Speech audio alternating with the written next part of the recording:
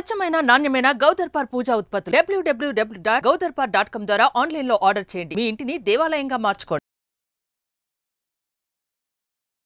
నమస్తే రమ్మగారు. నమస్తే జయ. రమ్మగారు, మీకు ఎప్పటి నుంచో ఒక విషయం చెప్దాం అనుకుంటున్నాను. ఏంటంటే, మీ గాజులు నాకు బాగా నచ్చాయి. ఇవి చూసినప్పుడల్లా నాకు ఒక విషయం గుర్తుకొస్తా ఉందండి. సాధారణంగా మనకి తెలిసినంత వరకు, అంటే నాకు తెలిసినంత వరకు, అమ్మకు సంబంధించిన ఆభరణాలు కానీ బంగారం కానీ ఏదైనా కూడా ఆడపిల్లలు తీసుకుంటారు. మరి మీరు అంటే మీకే ఎలా తెలుసు, మీరేమంటారు దీనికి? మామూలుగా తల్లి బంగారం ఆడపిల్లలకి అని ఒక మాట, ఒక విధానంగా చెప్పుకుంటారు.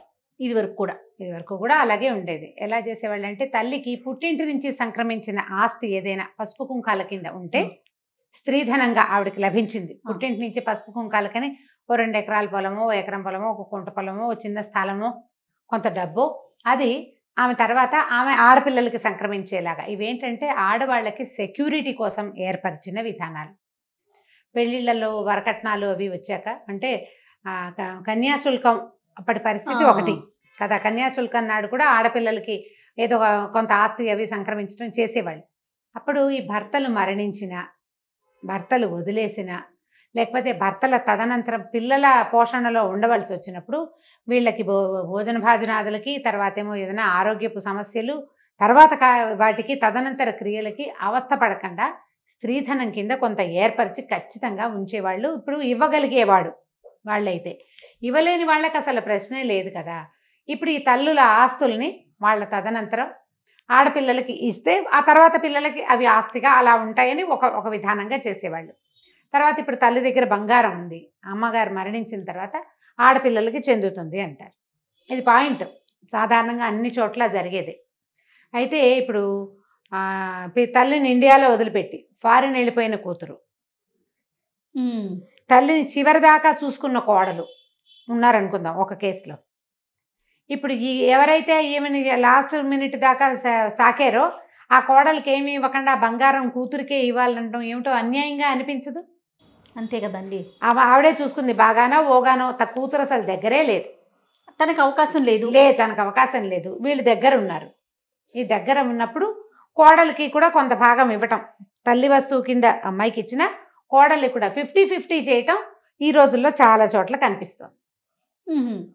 తల్లులు చాలామంది ఏం చేస్తున్నారు, కొంత వయసు వచ్చాక పెద్దవాళ్ళు అయిపోయాక నాకు ఇంత బంగారం ఎందుకు అని ఒంటి మీద ఏదో 1-2 వస్తువులు ఉంచుకొని మిగిలిన బంగారాన్ని 2 వాటాలు చేసి కోడలకు ఒక భాగం కూతురుకో భాగం ఇచ్చేసే తెలివిగల వాళ్ళు కూడా ఉన్నారు. ముందుగానే తదనంతరం అనేసరికి ఇష్యూలు వస్తాయి కదా. ఇష్యూస్ రాకుండా తన పిల్లలు కొట్టుకుని వాళ్ళు ఈ బంగారాల మీద మాట్లాడుకుని ఆడవాళ్ళిద్దరూ చెరో పక్కకి లాగి పిల్లలు సెపరేట్ అయిపోకుండా ఉండడానికి ఒక ప్లాన్. ఇంకా కొంతమంది అమ్మాయికి ఇవ్వదలుచుకుంది ఏదో అది ముందే ఇచ్చేసి ఈ ఒంటి మీద ఏది ఉందో అది మీ కోడళ్లకో మనవరాళ్లకో ఉండేలాగా ఏర్పరిచే తెలివిగల వాళ్ళు ఇంకొంతమంది. ఇంకా కొంతమంది తెలివిగలిగిన వాళ్ళు మనవరాళ్ళకి రేపొద్దున కూతురు పిల్లలకి పెట్టవలసినవి కూడా ఏర్పరిచి పెట్టేవాళ్ళు కూడా ఉన్నారు. ఇది సిద్ధాంతీకరించకూడదు అని నా ఉద్దేశం. నాకు మీరు ఒక వ్యాలిడ్ పాయింట్ చెప్పినప్పుడు ఎవరైతే ఈవిడ్ని చూసుకుంటారో వాళ్ళకి వెళ్ళటం అనేది అది కరెక్ట్ అయిన ఇది కదా, అది సజావుగా జరిగినట్టు. ఇప్పుడు తల్లి తదనంతరం బంగారం కూతురికే ఇవ్వాలి అని సిద్ధాంతీకరించారు అనుకుందాం. ఆ కూతురు ఎక్కడో దూరంగా ఉన్నారు, లేదా ఆమె బాగా లేమిలో ఎక్కడ ఏదో ఉంది, కోడలు కొంచెం గద్దరిది పోట్లాడుకోరు, ఆమె ఇవ్వకపోతే సిద్ధాంతం ప్రకారం లీగల్గా ఇదేం కుదరదు కదా. ఇప్పుడు లీగల్గా ఏ వ్యవహారాలు కుదురుతాయి?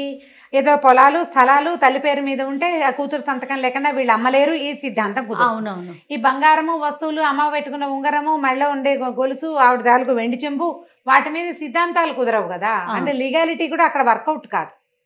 సమన్యాయం మీదే మనం మాట్లాడుకోవాలి కూర్చుని. కుమారులు పుత్రికారత్నాలు ఎవరుంటే వాళ్ళు కూర్చుని మాట్లాడుకోవాల్సింది.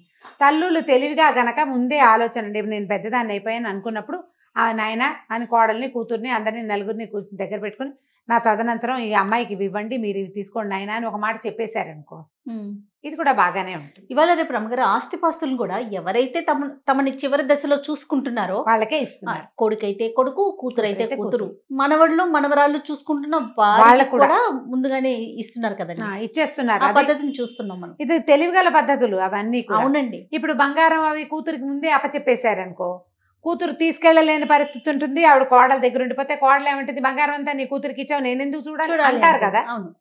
అవి ఎలాగో వస్తాయి. అందుకని పూర్తిగా ఆ రకంగా చేయకుండా తెలివి తక్కువగా. ఇంకొక పాయింట్ కూడా రేస్ అవుతుందండి.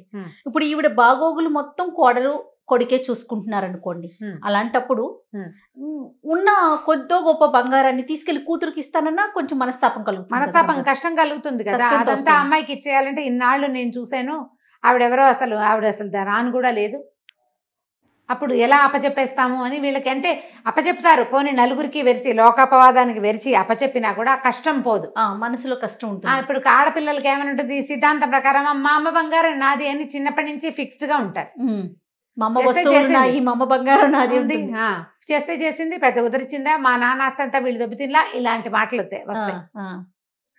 ఈ పాయింట్ వస్తుంది. కానీ చేత అనేది చాలా పెద్ద క్రియ కదా. ఒక పెద్దవారిని ఇంట్లో ఉంచుకుని వాళ్ళకి పొద్దస్తమానం కావాల్సినవి చూసి అనారోగ్యం వేడి వెచ్చ చూసి చేయటం కష్టసాధ్యమైన సంగతి. ఇప్పుడు అంత కష్టపడినప్పుడు వదిన మా అమ్మని చూసింది అనే సన్నికర్ష మనం కూడా ఫీల్ అవ్వాలి. ఆడపిల్లలు కూడా అంతే, ఈవిడ చూసింది ఇది మొత్తం అంతా పట్టుకెళ్ళటం ఎందుకు అని సగం చెరిసగం చేసుకుంటామని ఆడవాళ్ళు కూడా భావిస్తే బాగుంటుంది. భావిస్తారు, భావించరు. ఒకవేళ వాళ్ళు భావించినా వాళ్ళ భర్తలో వాళ్ళ అత్తగారిలో భావించకపోవచ్చు, మేమ బంగారం అంతా నీదేనని. ఇది సిద్ధాంతీకరించబడింది కొన్నేళ్లుగానే చేయాలి.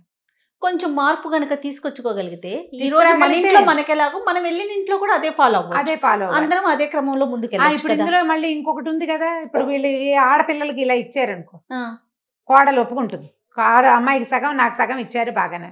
ఆవిడ పుట్టింట్లో ఆవిడకి ఇవ్వలేదనుకో, అక్కడ సమస్య, అప్పుడు ఆవిడ కష్టం దొస్తుంది. ఇది ఎక్కడిదక్కడే కట్ చేసుకోవాలి చేయ. ప్రతిదీ చూడండి, లాగితే ఏమి ఉపయోగం లేదు, మానవ సంబంధాలు దెబ్బతింటాయి. ఈ కాస్త బంగారంతో వచ్చిందా మనకి అని ఒక చిన్న భావన ఏర్పరచుకుంటే ఏమి ఇబ్బంది లేదు. మా అమ్మది నాకే అని అనుకుంటారు కొంతమంది. ఈ ఐడియాలజీని కొంచెం మార్చుకోవాలి ఈ రోజులకి సరిపడా. నేను ఇంత కష్టపడ్డాను కదా అన్న భావన తనకి, ఈ అమ్మాయికి ఉంటుంది కదా. ఒక్కొక్కళ్ళు ఉంటారు కోడళ్ళు అసలు మొహాలు కూడా చూడరు, అత్తగారి నోట్లో నీళ్లు పోసేది కూడా ఉండదు.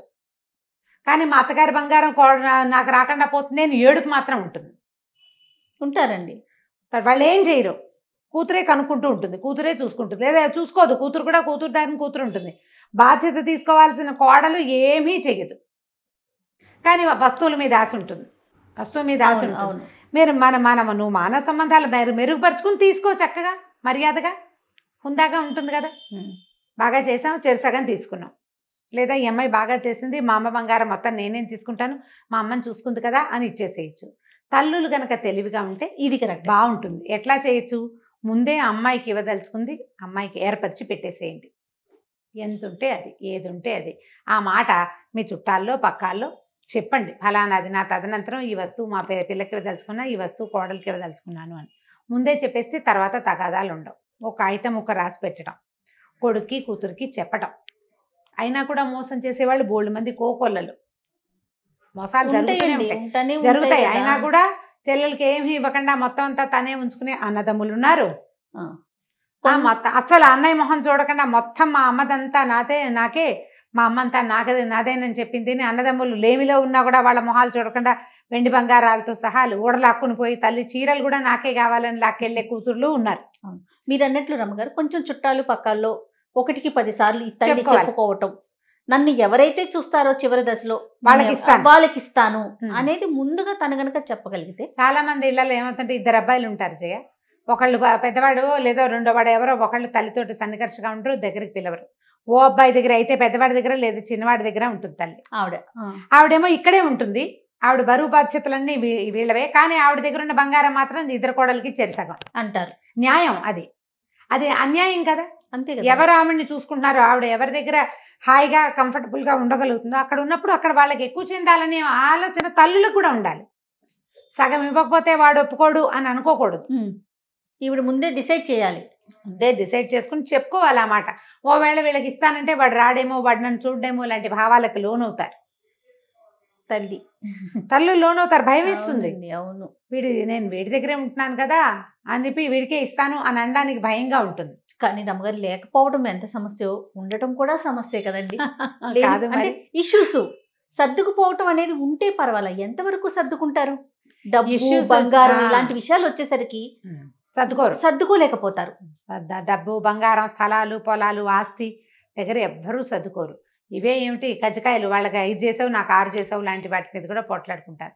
జయ 2 పిల్లలు ఉంటే 2 అబ్బాయిలైనా సమస్య రావచ్చు, 2 అమ్మాయిలైనా రావచ్చు, అమ్మాయి అబ్బాయి అయినా కూడా రావచ్చు. సమస్య రావటం అంటూ ఉండాలి ముందనుకో మన మొహాన. అది పిల్లల జెండర్స్ మీద ఏమి డిసైడ్ అయ్యలేదు. అవునండి, వస్తూనే ఉంటాయి. ఇలాంటివి తప్పవు. కాకపోతే ఏంటంటే ప్రతి వాళ్ళు దీని మీద సమస్య అనిగా మాట్లాడేవాళ్ళు ఇది రేపొద్దున మనకు కూడా వస్తుంది అనే ఒక ఇంగిత జ్ఞానం మాత్రం కలిగి ఉండాలి జయ. అంతేనండి. ప్రతి వాళ్ళకి, ఆడపిల్లలకైనా మగపిల్లలకైనా ఇదే ఈ పద్ధతి రేపొద్దున మనకి వస్తుంది. ఎందుకంటే ఇవాళ నేను యంగ్ ఎనర్జెటిక్, రేపు డెఫినెట్గా ఓల్డ్ డిజేబుల్డ్ అవుతాను. అవ్వకుండా కుదరదు. ఇవాళ మనం వీళ్ళకి ఏం చూపించామో రేపు అది మనం చూడక తప్పదు అనే ఒక ఇంగితం మాత్రం మనుషుల్లో ఉండాలి. ప్రధానంగా ఈ రోజుల్లో జనాలు ఎవ్వరికీ అది లేదు. ఏమిటో మనం ఇలాగే ఉంటాం ఎల్లకాలం అనుకుంటారు. మన అమ్మా నాన్న వృద్ధులైపోయారు, లేదా అత్త మామ వృద్ధులైపోయారు, నేను ఎంగు ఎనర్జీ అమృతం తాగామా? ఎలా తాగాం? మా అమ్మా నాన్న కూడా 30 ఏళ్ల నాడు వాళ్ళు ఇలాంటి వాళ్ళే. అంతే కదా. మనం ఆ ధ్యాసతో ఉంటే వీటన్నిటికీ అంత ఇంపార్టెన్స్ ఇవ్వం. ఆలోచించండి ఎవరికి వాళ్ళు. నేను సజావుగా ప్రవర్తిస్తున్నానా, నా ఆలోచన సరిగ్గా ఉందా అని ఆలోచిస్తే అమ్మ బంగారం ఎవరికి తీసుకోవాలి అనేది అసలు ప్రశ్నే కాదు. అంతే, కరెక్ట్ అండి. అమ్మ దగ్గర ఉన్న మంచి గుణాలు, సద్గుణాలు, చక్కని వ్యవహారము, చక్కని పనితీరు ఎవరు తీసుకోగలుగుతున్నాం, అసలు అమ్మలాగా మనం చేయగలుగుతున్నామా అనేది ఆలోచించండి. అప్పుడు అసలు బంగారం తీసుకునే హక్కు ఉందా లేదా అనే జ్ఞానం వస్తుంది మనకి కనీసం. కానీ ఆ తల్లి కూడా ముందుగానే కొంచెం ఆలోచించి ప్లాన్ చేసుకుంటే కనుక తరువాత వచ్చే గొడవలు కొంత మేరకు తగ్గే అవకాశాలు ఉంటాయి. అవును, కొంచెం జాగ్రత్తగా మాట్లాడుకోవాలి అంతే. ఓకే రమ్మ గారు, నమస్తే అండి. నమస్తే జయ.